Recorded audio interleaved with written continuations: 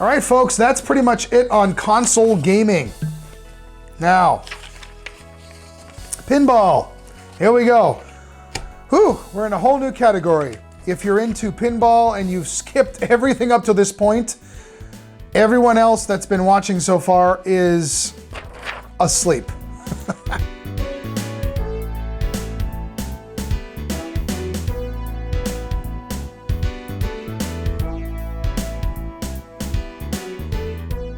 Here we go. Bill S. How many pins do you currently have in your collection? 21. Behind me, you see 3 of them. I just moved into this townhouse. Right now, my other games are kind of in storage as I try to transition from here to hopefully a house where I can finally set them all up. But I've had about, I would say 50, 60 over the years come and go as I buy and sell and trade a lot. Mr. Techno Squeak, when you get a new pinball machine, how quickly do you get bored of it and want something else? That's interesting. People throw around the word keeper a lot. I have a difficult time with that because I find that no matter how long you've been collecting, how many games you have, how many games you want to have, you're going to get bored with it eventually. Now, depending on how much fervor you have for the game at the outset and how much you love it to start with, that will dictate how quickly you become bored with it. But I mean, eventually everything is going to get boring, you know? And that's why a lot of times if you watched my pinball collection series from way back, which by the way, man, I really want to redo this series one of these days because I shot the first half of those after a really bad car accident. I had a gouge in my head about this big. I sat there with my hoodie. I look like crap. I wish I had never shot them, but I wanted to bring that video with me to New York City where I just moved before I put my games in storage the first time so I could put some videos together and can't stand watching myself. But if I have some real nostalgic ties to it, I'll tend to want to keep the game because later down the line, if it's a game that I wanted to have in the first place, I'm going to keep it. So later down the line, I'm going to find some excitement in it again, just like I always have over the years. I get away from Funhouse for a long time, and then when I start playing it again, I'll play it over and over and over, and I'll find a new appreciation for it. When you only have limited space, limited money, whatever, you tend to, I think, swap and trade and get bored a little quicker because you want to get something new. And it's actually a great time for pinball right now. There's a lot of new and great stuff coming out, some first, some third party. So I find myself trading some of the newer stuff I don't have as much connection to maybe. But I can't really say. Back in the old days, it was like a year and a half. That's when I started to notice. After the 1 year mark, I noticed I wasn't playing the game anymore. And I would go, you know, I don't want to play this anymore. And it wasn't a knock against the game necessarily. It's just, I got bored with it and I wanted something else. And I found like the 1.5 year seemed to be the average when I was actively collecting. And that's when I would swap it out or get something else unless it was a nostalgic keeper. Again, I hate to throw that word around. Because I'll tell you what, the minute priorities in life go this direction, the games are gone.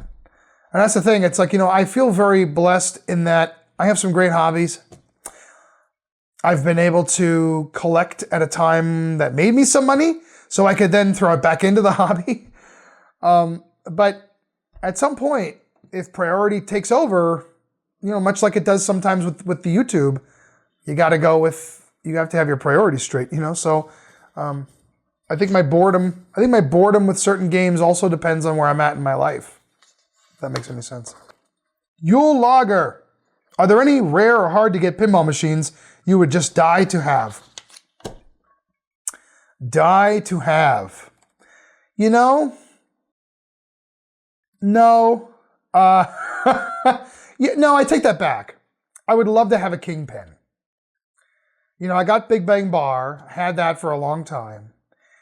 And Kingpin, when Gene was talking about reproducing that, I was on the list for that too. Because I love Mark Ritchie games. It's a theme that looked really cool to me. I was playing it on the visual pinball and PinMame, and I really wanted it. Capcom developed Kingpin and Bing Bang Bar. They both were released in like the prototype stages, and then Capcom shut down. Big Bang Bar was reproduced.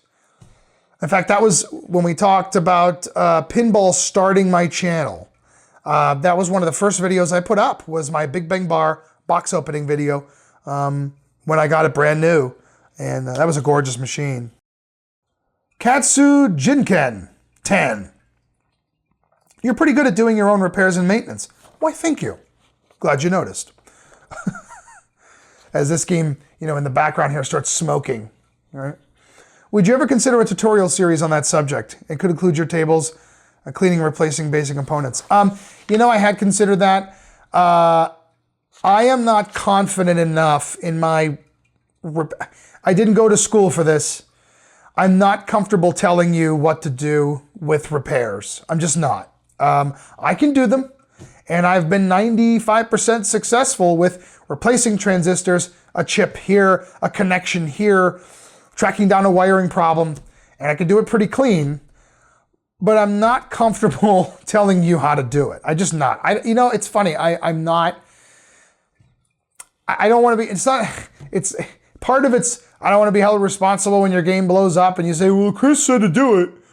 But it's also, I think there are probably better ways. I was actually working on a video series once, and those of you who have been in pinball for a while will know this. It was called the Pinmation Station.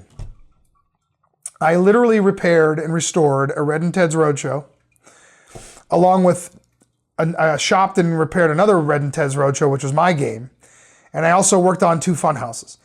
And what I thought was it would be fun to do a video on how to restore the Pinmation games and the Pinmation heads. There wasn't a lot of information on the Pinmation heads at the time. And I shot, I got a box full of tapes, in standard definition, sadly. A box full of tapes. And I started writing the notes, and I got scared off from it at the time. Because 1, I ended up being really busy and couldn't get it done. But 2, I did a lot of repair stuff, and I was worried about sharing it. Because you know what? Clay and the pinball repair guides, I got a lot of my tips from them. Rec Games Pinball, I got a lot of my tips from them. Pinside now. So a lot of what I learned from researching and going to other collectors and other people. And I'm thankful to them, and it's invaluable. I mean, my grandfather taught me how to solder. And so I learned a lot of the other stuff, and trial and error also helps. But I would say I'm probably not going to do a repair series. I might just talk about what I did briefly, but not go through the steps necessarily. But definitely, if you're interested in that stuff, there's a lot of information on the internet. There's a lot. You can probably find what you're looking for. Victor H. Vaxtabir. Wow. VIKTORHVAXTABBER. Totally got it right. Any updates on your pinball machine collections? Well, if you've been watching the videos lately, yes, I've been trying to put up some videos, unboxings, stuff like that. I have gotten a few games. People say gotten, and I always wonder if that's right. I have purchased or traded a few games, handful of games over the last few years, and it's been kind of fun getting a little bit back into it. In fact, the ones you see behind me here lined up, I always go on this side, but they're over here. Stupid, dumb backward screen. They're relatively new. Behind me is Aerosmith, Ghostbusters, and then my brand new one is Dialed In. So yes, I do have a few updates. That's why I really wanted to do the My Pinball Collection series again. I'm working with a friend of mine, Jade, who's a graphic designer. I do a little bit of that, but she's legitimately an artist. She's gonna work on a logo for me so I can get some hats made and actually do it like a real series. So it is coming, but for right now, I actually have some I got a box opening video for Dialed In coming up. I want to do a gameplay for Ghostbusters. So there's some other stuff happening, yes. I know I didn't do a video on Tron or Star Trek. I think I did a box opening on Star Trek. I got a Cyclone too. I'm trying to think what's changed. Yeah, so there's some. Iceman Noob. Would you ever do reviews of digital pinball games like Pinball FX 2, Marvel Pinball, something older like Pinball Hall of Fame, Gottlieb Collection? It's not a bad idea. I had thought about it, especially since a lot of them are reproductions or recreations of actual physical tables. It would be interesting to sort of compare and contrast them. I do like some of those compilations. I actually have the Pinball Hall of Fame, I think it's the Williams collection on my Wii. And again, I used to like Visual Pinball and PinMain because it allows you to place some, physical pinball tables, unless you can find them on location, which is really hard to do now, even though they're starting to make a slight comeback, or go to a collector's house, or go to a convention, White Rose Game Room Show, or something like an Allentown or Pinball Expo. It's kind of tough to find, games in a row to play anymore. Yeah, I might consider it. The Tenkaichi. As for your pinball, guys, I'm so sorry. Please don't unsubscribe. As for your pinball collection, do you have certain favorites to be a guilty pleasure? One that I never got back again. Some games I sell prematurely. Cyclone, Monster Bash, I feel like I sold those prematurely. So I'll pick up another one. One that I sold prematurely to pay for college, because I had a couple bills I had to pay. Again, priorities. They were out of here. Was Demolition Man. I love Demolition Man. And there's, to me, an underrated guilty pleasure. If I see a Demolition Man at a convention and it's playing 100%, I can't stop playing it. And I know that you can beat the crap out of the claw and use it for lock freezes and stuff. But what I'll do is I'll lock freeze, play all the multi-balls, and then I'll go for the modes while we're locked out of the multi-balls until the next ball and try to get demolition time. And I love Demolition Man. That game has a flow to it. First of all, I love the movie. Okay, it's one of my favorite Sylvester Stallone films. I love that movie. I love the satirical angle of it. It's just great. It's awesome for me. It's always been a favorite. And so I love the game, but I love the way the game plays. So, that's one I actually don't have in my collection. I had it before. Never got it again. I don't know what the heck's wrong with me. Jet Set Baroni. Hey Chris, how about rating and scoring your games based on replay, artwork, sound? I'd love to know what games are your favorite now and why. And past games you got rid of, but still would like to talk about. I hate to do a rating scale because I feel like people read I have this in my TurboView series. I feel like people read into the rating scale the way that they want to read into what a 3.5 out of 5 is or what a 2.5 out of 5 is, more so than listening to my review, to where I almost wish I didn't do the rating scale to begin with. I want my review to speak for itself. And so with Pinball, I kind of try to shy away from it. And again, and to your point about the past games, I do have a My Past Pinball Collection series in the works, along with it's going to be congruent with the current one. It'll be a little more casual, but I have a lot to say about those games too. And for a lot of people that are new to the series, it might help you make a decision. But I'm probably going to skip from rating them, because if I owned them at one point, then they were A, B games, And so there you have it. Big Busa 1. How many games do you have room for? And do you have to sell games to buy new ones? I would assume so. I hope you still have Diner, since you did so much work on it. Well, right now in my townhouse, I have room for 3. But I suppose in reality, I could probably put 6 to 7 more along the wall here on this side.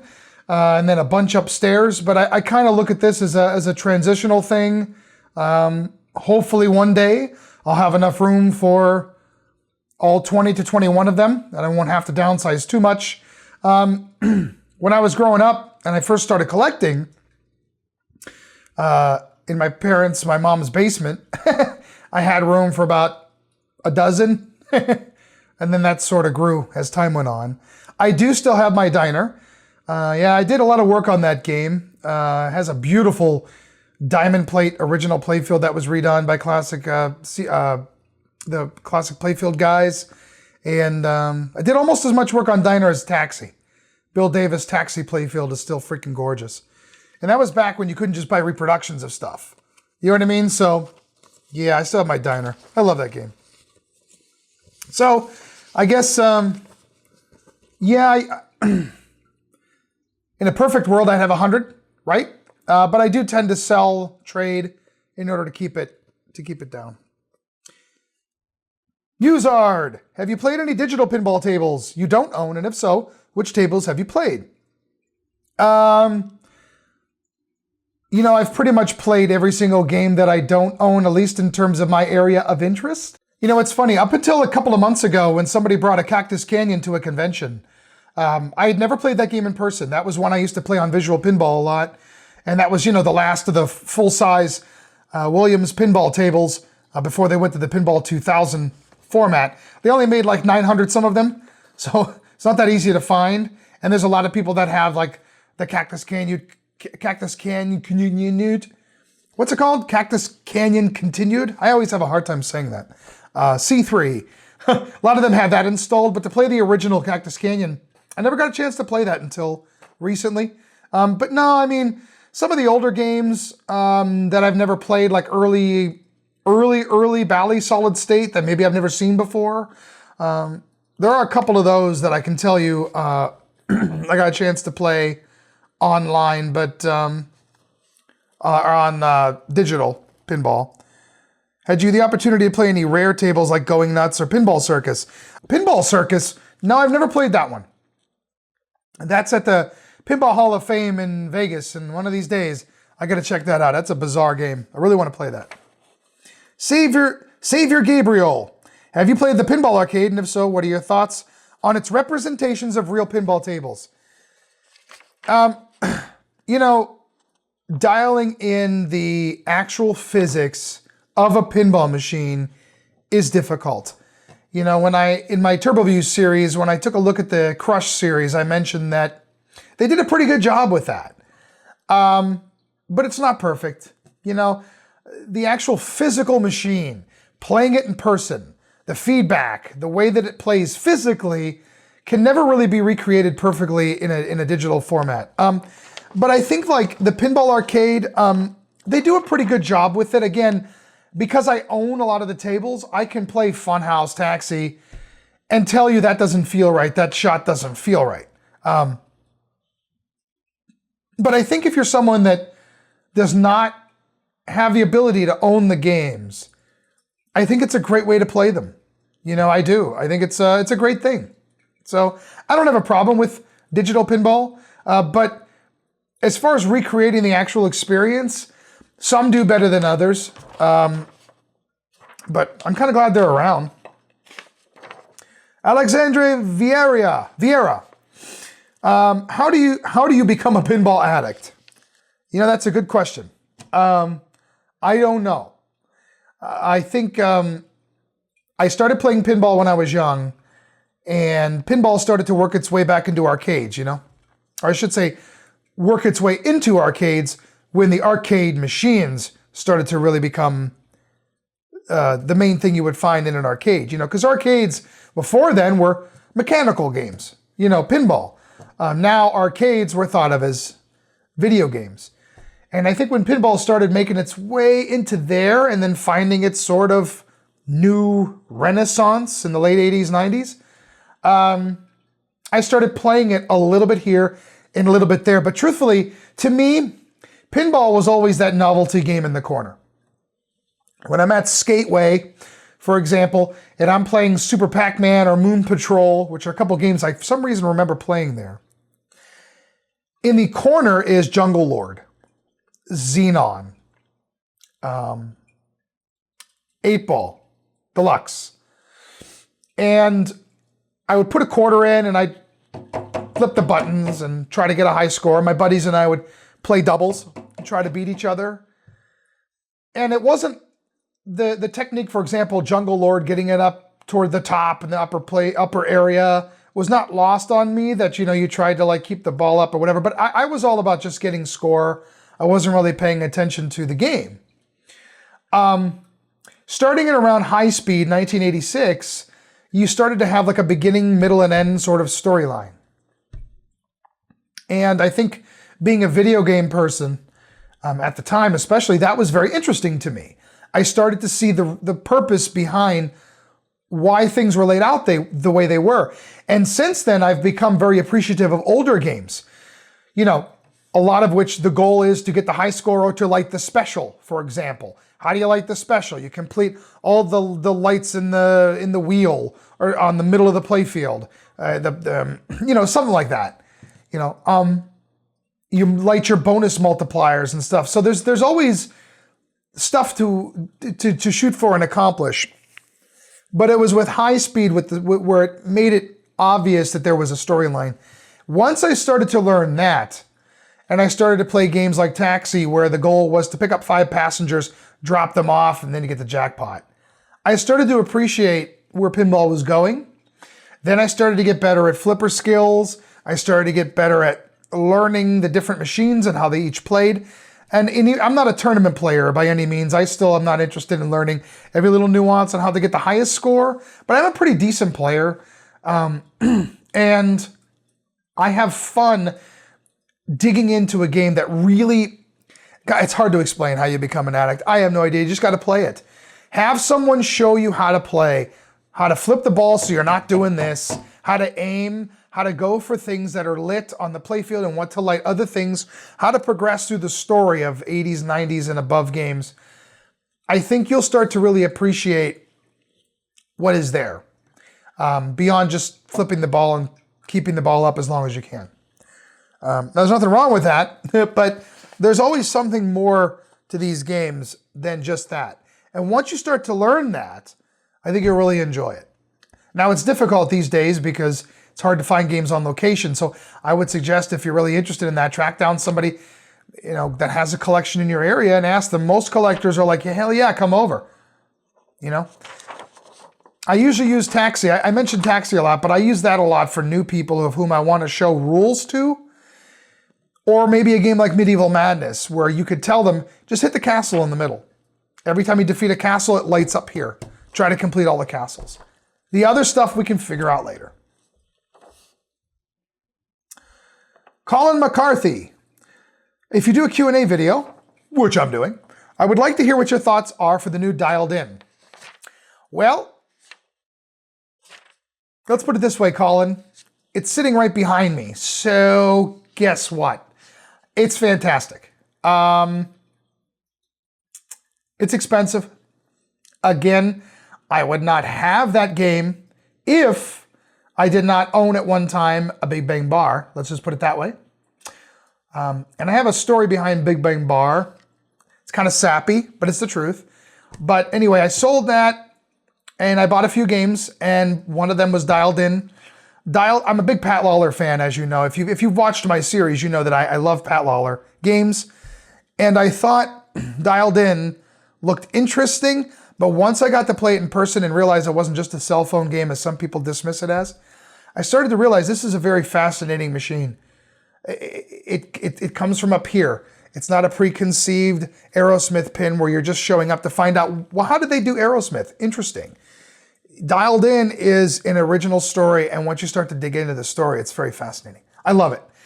The game flows smooth as butter. When you walk up to Dialed In, the game feels about as close to a Williams Valley as I have felt in I don't know how long. It's probably the best compliment I can give it. Which is why, honestly, I almost went with the standard edition, because I almost wanted the stainless steel rails. But the blue is just gorgeous. I love Dialed In. If you can find one in person, try it, play it, give it a chance. It's great. Now I'm in the honeymoon phase. I just got it a month ago. So take that with a grain of salt. Do you still have your Big Bang Bar? Any problems with any machines and solutions you found? I do not have my Big Bang Bar anymore. I had it for almost a decade. And then when the time came to sell it, as I noticed the prices started to drop and there were a couple other games I wanted, I jumped on it and I sold it. And I sold it to a great collector out in Canada. He sent me a picture of it in his collection. Trust me, it went to a good home. And the cool part is, and this is really cool, he let me keep the plaque. There was a plaque. Everybody who invested in the game initially, you'll see the plaque that I got. It said number 34, Big Bang Bucci, Chris Bucci's machine, or Chris Bucci's pin. When he bought the game, he let me keep the plaque, which is amazing to me. And so that was one of the coolest things. Got a really great price for it. and it was out of here. I don't miss it. It's a good game. It's a lot of fun, but just like anything, like we've talked about, I got bored with it. I didn't play it as much, and then it just sort of became a rare, interesting showpiece I didn't play. Do you know what I mean? And when the price for it went up, what, 4 times, more than 4 times what I paid? You're out of here. So with it, I was able, literally, I mean, I'm not even kidding, I was able to buy Ghostbusters, Aerosmith, and Dialed In, plus a little bit of money from my tax return to fund some of it. So I think it was a worthy sale. So no, I don't have Big Bang Bar anymore. I actually held on to it for a while longer than I anticipated. I'm gonna tell you a quick sappy story. My ex-girlfriend and I were, when we were talking about marriage, we had talked about adopting. And adoption is expensive. And I looked at my Big Bang Bar and said, well, there you go. That's what I'm gonna sell. So when that relationship didn't work out, and I was going through all the stuff that happens as a result of that, I thought, I'm getting rid of it now. I should have a long time ago. So I ended up selling it for 3 games. Have I had any problems with any machines, solutions you found? Yeah, I've had problems. I've had problems with new games, old games, new out of the box. My Dialed In had a couple things, which we'll get to in my Dialed In video. Jersey Jack made it right, as I figured they would. Just like Stern has always made it right for me. I've had, yeah, I mean, pinball inherently is going to have problems. I mean, it's pinball. A lot of people that are new collectors, I think they get into it thinking, well, I don't want to have this problem. I shouldn't have this problem. Well, some problems, yeah, you shouldn't be having, but some you're just going to have. It's pinball. You got to get used to fixing. You got to get used to tweaking, repairing. You got to get used to tinkering. You don't have to be an expert, but you got to get used to it, or else you're going to be disappointed. You can't call a tech every time a ball's stuck under a plastic that you can just lift up yourself and repair, or if a wire comes loose off a coil. Loof. So I told you, I'm getting tired. I'm getting really angry now in the back end of this video. What's that about? All right, let's brighten it up. No more sadness, no more anger. Do I still have Big Bang Bar? Pfft. Daft Pinball. Did I say your name at the beginning of that question? Dave F. Pinball? Jason Stark. Said you have Ghostbusters and Aerosmith. Will you be getting Batman 66 or AC/DC Vault? No and no.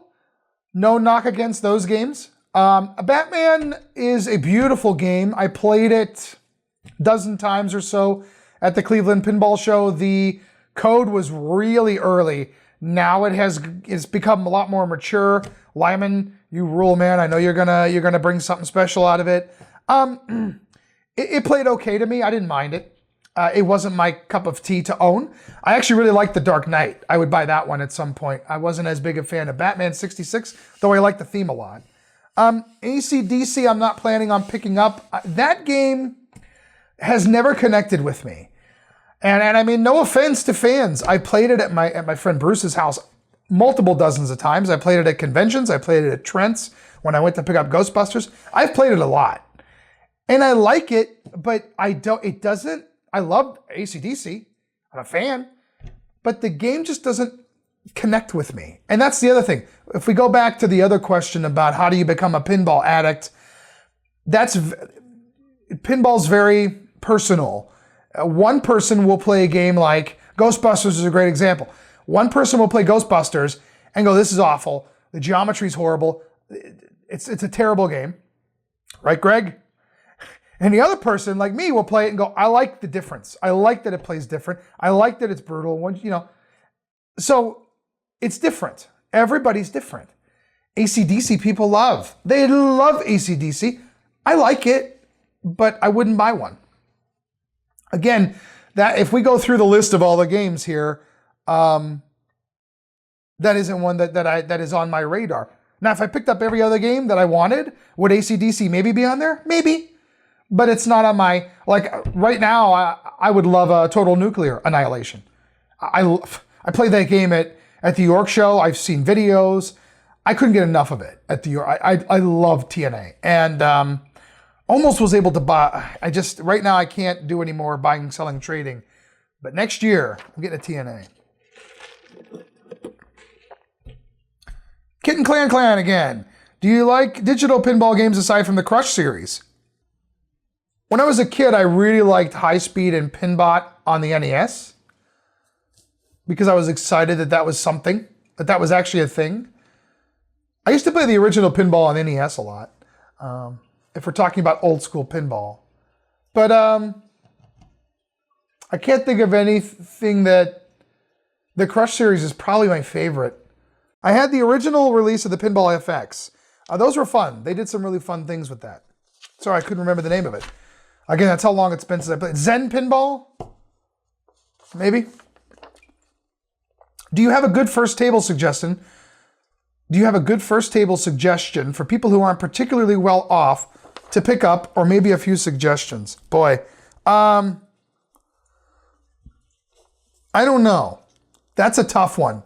Because again, if it's your first table and you're not good at repairing games, I would say go for a new one, even though it's expensive. Because if there's something wrong, it's generally covered under warranty.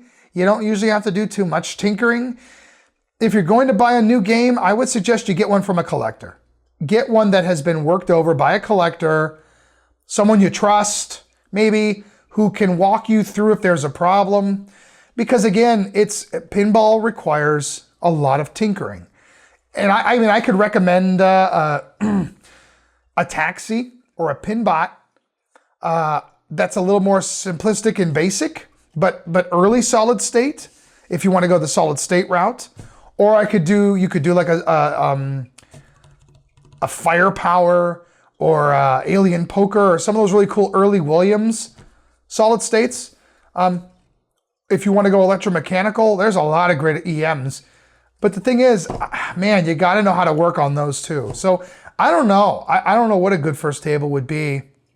It depends on what your budget is. Pinball is so expensive now. I have a hard time recommending any game to people because you're going to, don't get me wrong, pinball has always been expensive. These days, it's outrageous. It's unbelievable. There are games that you couldn't give away. Demolition Man's a great example. We were just talking about Demolition Man. That game was like $800, $700 when I bought mine. I did an even trade for my original Demolition Man for my beat up Taxi. Plus the guy delivered, I think I gave him a couple $100. It's like an $800 game and my game was gorgeous. Now Demolition Man, they go for $2,500. Congo, you couldn't give away. $700, take it, please, get rid of it. Congos are like $3,000 now. So, I don't know what to tell you. I wish I had a good answer. Go on Pinside and ask that question. See what they say, because I'd be curious what other people have to say. Because, I would say a game that is easily approachable, like a Medieval Madness or an Attack from Mars, those are great games that are approachable, but they're expensive. Good family games. I don't know. Mario Man 90. Why do you mostly collect pinball tables but not arcade machines? Okay, that's a good question. I started collecting pinball when I was 16 years old. Got my second machine when I was 19, and then it exploded from there once we had the room and stuff. And as far as arcade machines are concerned, I think in my mind, I always envisioned having a big pole barn outside my house with the pinball machines along the wall and a row of arcade games that are my favorites in the middle, maybe back to back, with like a air hockey table or a foosball or a, bubble checks hockey. And at one time, another ex and I had talked about that very thing. But I think life just went the way it went, and here I am. And I haven't moved in that direction yet. I did restore a friend of mine, Tom, who's a huge arcade game collector, helped me restore a Donkey Kong machine. We found an old Nintendo cabinet that was probably a Donkey Kong at one time. It was a Versus, I think. Or it had been converted to something, or was it Popeye? I can't remember. We got two of them. we restored both of them up. He took the other one and he helped me restore mine. That was the first time I'd ever work on a arcade machine, and subsequently I helped him restore his pinball machine. So I still have my Donkey Kong. I had a Mario Brothers at one time, still probably one of my favorite classic arcade games, the original Mario Brothers. There's so many. I would probably get a Burger Time. So I don't know. Someday I hope to concentrate on arcade machines, but I've always just sort of, once pinball took hold, I played pinball more than I played arcade games, and that has continued today. And I think that's the reason. I'm more into pinball now, at least in terms of arcade machines.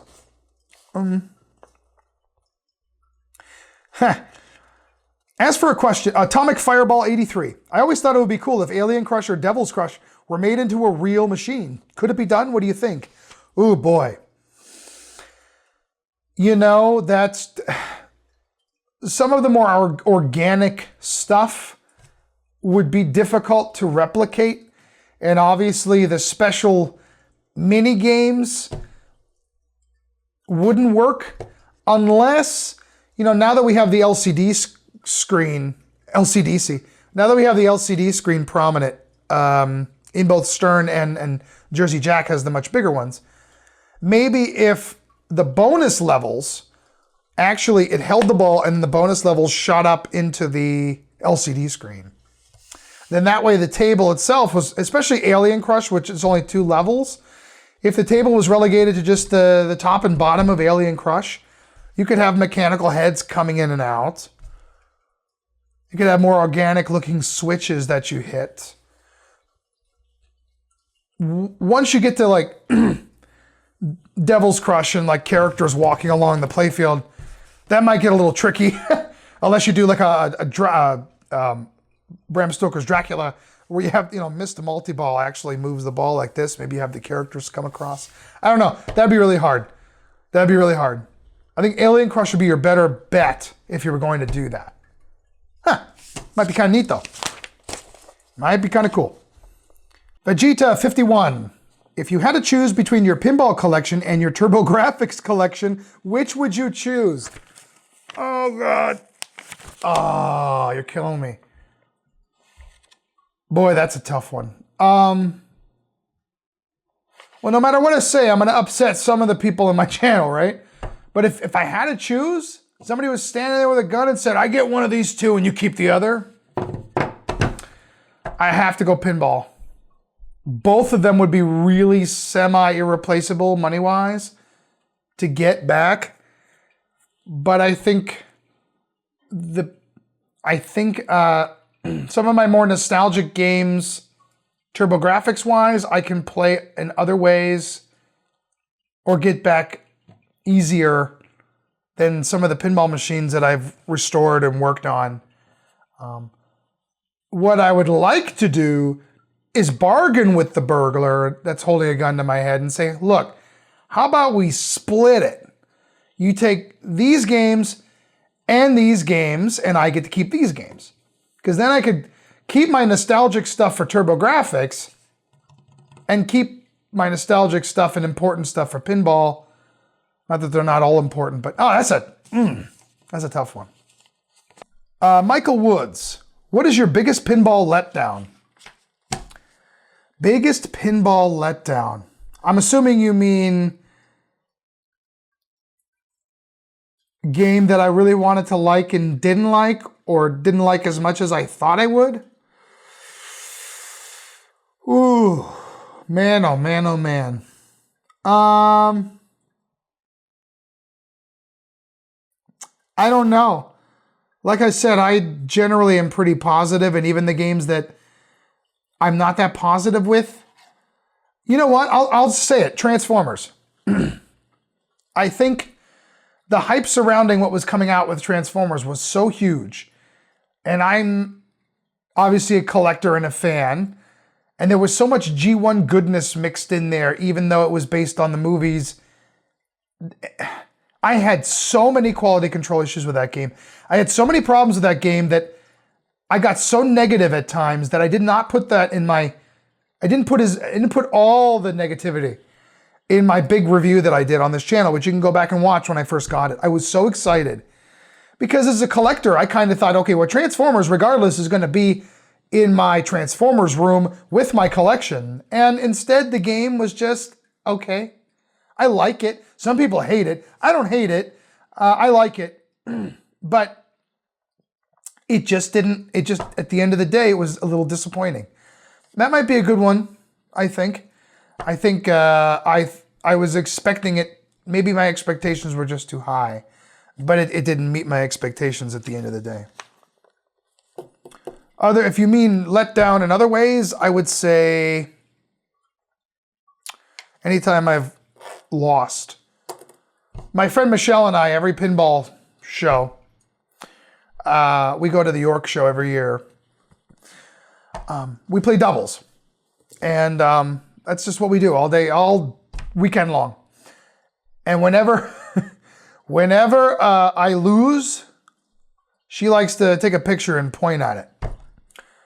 And I think that one of the biggest letdowns was Avatar, when they had it in a tournament. And I got last place. And she got first place. It was fixed. SR Arcade. I've had a few of these, so I'll ask you. What pinball did you want to like so badly, but it just didn't pan out for you in the end? It's kind of similar to the question before, I think. I would say Transformers is the one I wanted to like badly, and I just liked it okay. There's been some others. Again, sadly, I can't think of anything else that I was really disappointed in. I think the problem is my expectations are usually not through the roof. Guardians of the Galaxy is a great example. That's a new pinball machine coming out by Stern. And to be honest with you, watching the recent stream of it, I was kind of underwhelmed. But I can't place a judgment on the game until it's damn near completed or completed code-wise, and until I get to play it in person. So I'm not going to say I didn't like it. Was I a little underwhelmed? Yeah, but I'm not immediately going to jump on things and get mad about it. But that one I'm really looking forward to, and I hope it pans out. So I don't know. Sorry, I wish I could be a little more negative, but I don't know. Patrick Hoff, do you have a new favorite pin since you have a few new ones? Yes, Dialed In, I can't get enough of now that I have it dialed in. But honestly, all three of my newer games, Ghostbusters, Aerosmith, and Dialed In, I've had Ghostbusters now for a year. I still love playing it. It's brutal sometimes. You have to dial it in. You have to add a couple fixes and really kind of tweak it. But once you do, man, you start getting the shots down. You start really making the shots. It's not as brutal as it seems, but I know it's not everybody's cup of tea. I still really love it. Aerosmith is a ton of fun. Still a really great game. Dialed In is my newest one, so obviously I'm hooked on that. Tron, if I start playing that, I'll play my Tron Pro a lot. I still love my Star Trek Premium. So yeah, I mean, most of my newer ones, I still am pretty much into. But right now, since I have the three with me most of the time now, those are the three. Again, they're over here. Those are the three that I probably love the most. But I got to be honest, if I had a total nuclear annihilation right now, I'd probably be playing that like crazy. Because I got hooked on that at the York show. So simplistic, and yet, somebody buy me one, will you? Kidding. Maybe. Unless you're watching, Scott Denisi. Humble Mumble. Seems like you have a lot of 90s Williams and Bally games and newer Sterns. What's your opinion on other manufacturers? Gottlieb Data East. I actually like Cactus Jacks. I used to have that. That was one of my favorite Gottlieb games. I have an outdated website called bucci'sarcade.com. I really should update it one of these days because there's still some kind of neat stories in there. But if you go there and look, you can see some Cactus Jacks. I think I got a few photos from my game. That is a favorite Gottlieb of mine. That's why I bought it, Gottlieb Premier. Bally Williams is my favorite manufacturer. That's what I grew up playing. Those games, I think, are still to this day some of my most favorite ones to play. They feel the most solid. They were just magic then, you know? My second favorite pinball company would be Stern. It wasn't, but now it is. Some of the stuff they've done and have been doing, I really like, obviously. When we get to the next one down, it would have to be the Data East era. I know that a lot of people say they were followers and not leaders. That's fine. At the time, I was a huge fan of Data East, whether it's the old Data East, Back to the Future, Checkpoint, The Simpsons, some of those early games that played like old games, or whether it's the stuff sort of a little later, Lethal Weapon 3, Tales from the Crypt, Guns N' Roses, Jurassic Park. There's just a lot of good stuff in there. And so I'm a big fan of Data East. Ironically, never owned a Data East yet. Those were always on my to-buy list at some point, but I wanted to get the games from the other two favorites out of the way first. Sega, the Sega years I'm not as big a fan of. I like them, but I've come to appreciate them more now. Games like GoldenEye. There are some really great games under the Sega label. People bring them to the conventions. I finally get to play ones that are working, but I didn't like the Sega years as much as the Data East and now Stern years. Gottlieb Premier is just, I don't know, their games they changed late. They changed with the times late, and by the time they jumped on board with Solid State, then jumped on board with Dot Matrix, then jumped on board, they were kind of late to the party, I think, and it showed in their designs. That's not that they're horrible. There's some fun games in there. Super Mario Brothers is cute.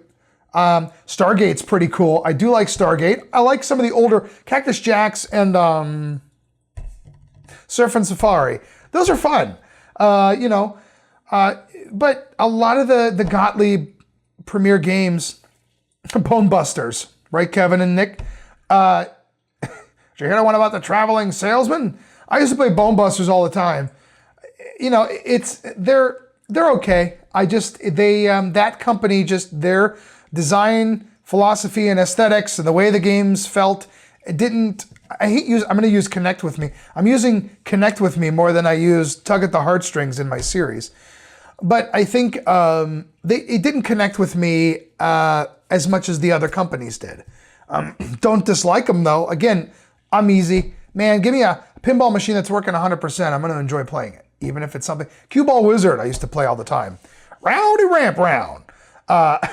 But as far as Capcom is concerned, it's very short-lived. Didn't play any of them when they were first out. Although I do really like Pinball Magic.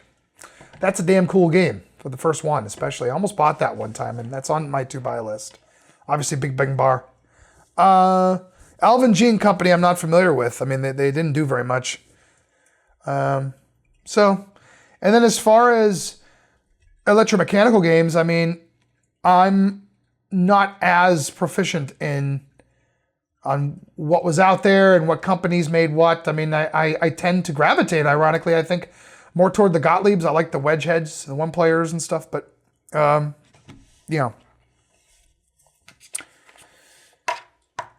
Cactus Jacks. At my pinball party that year, I had we bought those little cactus antenna guys that looked a lot like the cactus guys that play in the band in the background.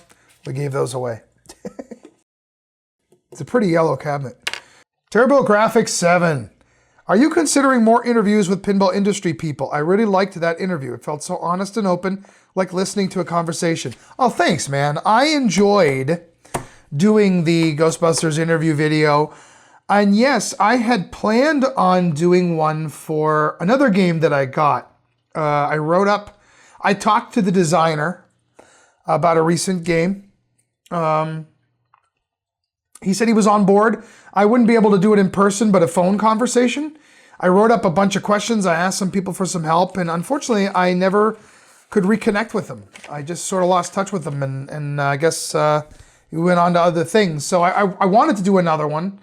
I did talk with Jersey Jack about possibly doing an interview with him at the factory, possibly, if I can get there when the weather's nice. So I could do a little bit of information on Dialed In, which would be cool. And I know that the guys at Spooky had said they would call in and talk about the game. So I definitely would like to do that. When I was in the late 2000s, I was receiving interviews before interviews with these pinball designers, you know, were available, like in Topcast and stuff. Before then, I was getting these interviews from a couple guys that I knew, friends of mine, that I was helping them write a book, which never came in, never saw the light of day, sadly. And I was transcribing all these interviews with all these people from the industry. And some of the making of these games, I think is some of to me, it's some of the most fascinating stuff. I love hearing about, especially if it's a game that I love and I'm hooked on. I love hearing about the design behind these games. Why they chose this, why they chose that. You know, I didn't know that that's not Harrison Ford on the back, the translite for Indiana Jones and the Williams pinball. I thought that was supposed to be Harrison Ford. I guess Harrison Ford didn't sign off, so they did a sort of Harrison Ford.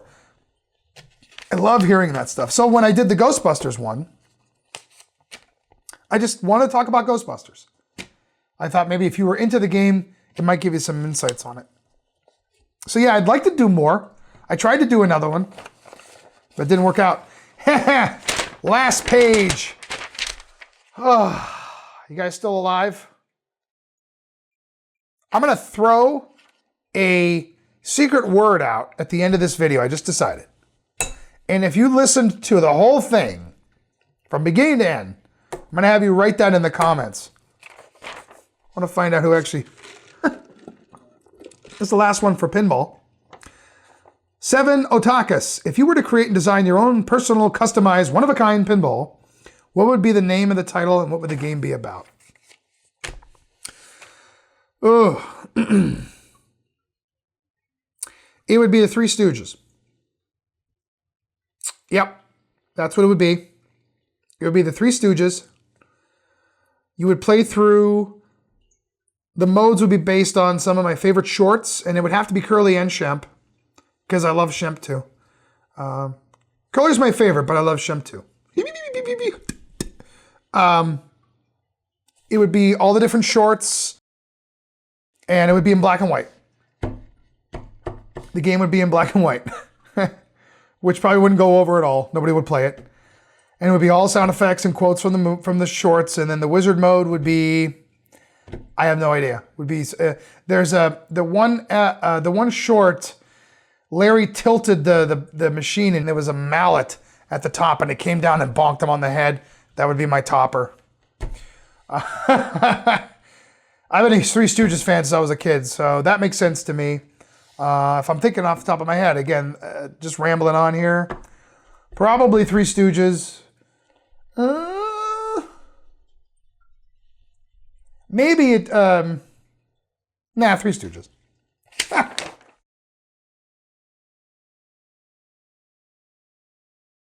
And I have one thing about Transformers that I tied into this.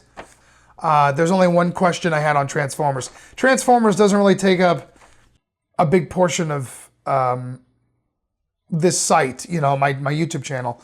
It's just, but it is actually a big hobby of mine. Shockwave 514. What's up, man? My only question I can think of is how did you get into pinball and what keeps you going to collect more pinball machines? I asked the same for Transformers. So this will segue from the pinball into the Transformers and then my personal final section here. When I was a kid, Transformers was my favorite thing. I mean, I was into He-Man, G.I. Joe, Thundercats, all the stuff from the 80s. G.I. Joe I liked a lot. But Transformers was my favorite. Above all of them. And I was into it for the whole 4 years that show had new episodes. I read the comics, Marvel Comics, and the toys that, yeah, I had to have them. And so that became one of my favorite things as a kid, period. Another reason why the Ghostbusters pinball machine is special to me too, because that was one of my favorite things from the 80s also. And then I was in high school. Now I'm into, well, video games, but I'm into dating. I actually have a girlfriend and you know, I'm cool now. Yeah, like that ever happened.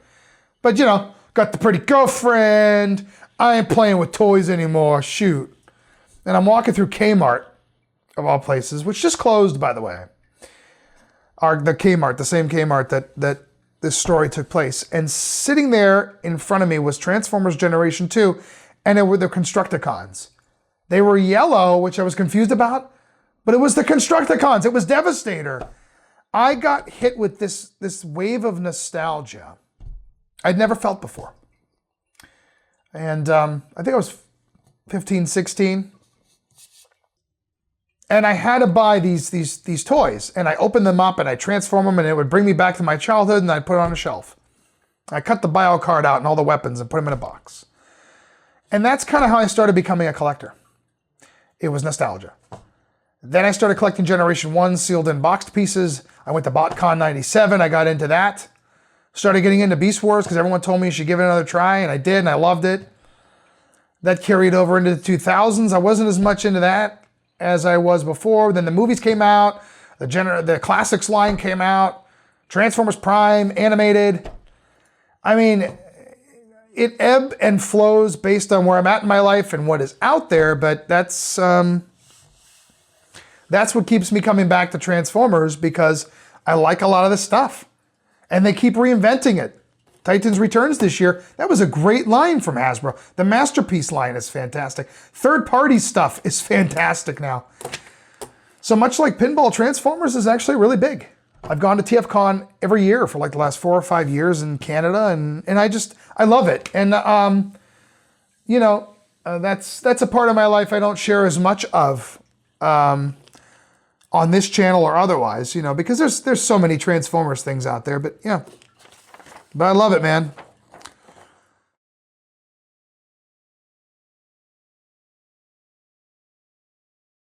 Okay, the next category here is personal/acting. For those of you who don't know, I'm a so-called actor. I've been acting since I was in high school. I did it professionally for a while in New York City. I was gone for 3.5 years. I worked off Broadway. I worked in some films. I had a lot of personal success. Some people's success is measured differently. I was honored to have that success. Now I do some dinner theater, and I'll do some community theater. Anybody's crazy to cast me, I do it. And I usually do a handful of shows a year, and it's a part-time job in and of itself. Sometimes it is paid and sometimes it isn't, but I love it. And so a lot of these, there's some questions here about that. Regarding a Q&A, I'd love to hear more about your acting career. When did you start? Where did you study? Why theater and not film? And this is from a channel about video games. I started in high school. Well, I mean, when I was a kid, I walked around with my tape recorder, and I'd record my friends, and I'd make little radio programs, and I'd record sounds, and I would mix ambient sound for some reason. I had a tape recorder here, tape recorder here, tape recorder here, and my television with Nintendo here. And I recorded Putt-Putt Golf and Games Arcade on different days, played them all back, played my Nintendo, and had a master deck right here, hit record. And then I would have my friends over, and we would act as if we were in an arcade. And that was all ambient sound. I was weird, but that was fun to me. I don't know why. So I was always doing radio programs. And then when I first got my first camcorder, the PXL 2000 black and white camcorder, which you can see in my retro videos somewhere, I used it. I think it was called the video game tape. I used it there. I started making my movies, TV shows. Then we got the color camcorder. I started using that. And then my chorus teacher said to me, you should try out for the musical. I didn't know too much about theater. I didn't grow up in it like everyone else. And he said, you should try out for the musical. He's resurrecting the musical that has been a huge staple at our high school. 13 years has been gone. And he said, I think you should try it. So I did. I got a part. It's funny, my first audition, when they had you read from the script, I thought they just wanted to see if you could read. I didn't realize they wanted you to act it out. So I'm sitting there going, regarding the Q&A, I'd love to hear more about your acting career. Where did you start? And the guy after me, I'm listening in at the door, the guy after me, regarding the Q&A, I'd love to hear more about your acting. And I'm going, what the hell is that? Was I supposed to do that? Needless to say, I got chorus. But I did better the next year. And after a handful of shows at high school, I went to the main stage at one of our community theaters, which is actually one of the largest community theaters in the nation, what we have here. And I started doing main stage there, and went to college, got my degree in communications, film, and television. So I kind of put theater away, and then I decided I was going to pursue something that wasn't in my field, and I went to, and I continued to do theater around here, and then I moved to New York City, and I studied at T. Schreiber's studio. Had a great time there, learned a lot, and I was working a little bit. I was only planning on going for a year, and then I got hired for stuff, so I stayed another year. And then I moved home for a lot of different reasons, which I won't get into now. And I was able to kind of get back into the theater world here because we have a really rich theater life here. And why theater? I think it's good that the audience is far away from me. Hence why the camera's a little farther back than it would normally be, probably. I think I definitely have the face for theater. All joking aside, and I learned there. So my experience is there. And if I'm going to keep staying in my hometown, that's the greatest, richest thing we have here. We have a lot of wonderful theater. And I got to do it. I can't help it. It's part of who I am. I have to keep doing stuff. I need a break sometimes. And then I'm done with the break. I need a break from the break. You know what I mean? When you're really into something, you need it. And I need it. Pro Gear Spec again. By the way, that play of the Addams Family, was it an own story or based off the TV show and movie? I did the Addams Family musical shortly after I moved home here, and I was cast as Gomez Addams, which was one of my dream roles after I saw it on Broadway. Plus, I'm a huge Addams Family fan. I used to watch the old TV show. I love the movies, the games related to it. So, and to me, Gomez is like this amazing, iconic character, and I got to actually play the same character, even if it was for our theater here, in the grand scheme of things. I was very honored. I actually was up for the tour as well for that. So it's a special thing to me. The musical is based on its own original story. Same characters. Wednesday's 18. She's getting married to a normal person. And it freaks everyone out, basically. And there's a conflict between Gomez and Morticia because the secret is kept from Morticia, and Morticia finds out and then gets mad at Gomez for keeping the secret because they would never do that. It's a great show. I love it, and I was honored to play it. Pilgrim MJ, which actor inspired your Gomez Addams? Another thing about Gomez. John Astin is the man. Raul Julia is the man. Nathan Lane is the man. I can't remember the guy's name that played Gomez in the Canadian Addams Family show, which is actually pretty good. He's the man. I love all of them. You have to make a role your own. If you just imitate and mimic, it won't be real. You won't get... So, for me, it's kind of a combination of all of them, and then I sort of made it my own. I'm definitely more of a Nathan Lane than I am a Raul Julia. So I think I tended to lean more toward John Astin and Nathan Lane than like the suave Raul Julia. But, yeah. Captain Natron, what's your favorite classic movie? Since you do theater, I figure you might be into classics, like older movie, pre-1960. Pre-1960. Casablanca. Love Casablanca. I can watch that over and over again. Love Hitchcock. North by Northwest. Was that I don't think that was pre-60s, was it? See, now you got me curious, because it was in color, right? North by... Yep, 1959. Ha-ha! Some of the old monster movies are kind of fun. You know, I got a soft spot for King Kong. This is my grandfather's favorite movie when he was younger. But if you were to ask me my favorite, probably Casablanca would probably be up there, pre-1960.